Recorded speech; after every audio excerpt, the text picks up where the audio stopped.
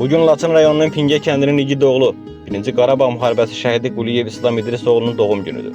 1 iyul 1957-ci ildə dünyaya göz açan İslam Quliyev vətən torpaqlarına qarşı başlanan erməni təcavüzünün ilk günlərindən silaha sarıldı. Xankəndi Kərkicahan istiqamətində yaradılan özünü müdafiə dəstələrinin komandiri olaraq vətənin müdafiəsində şərəflə döyüşdü. Şuşa, Daşaltı və Ağdərə istiqamətlərində gedən döyüşlərdə iştirak etdi. Son döyüş isə Ağdərə rayonu Mehmanə kəndində apararaq 1 sentyabr 1992-ci ildə şəhidlik zirvəsinə ucaldı.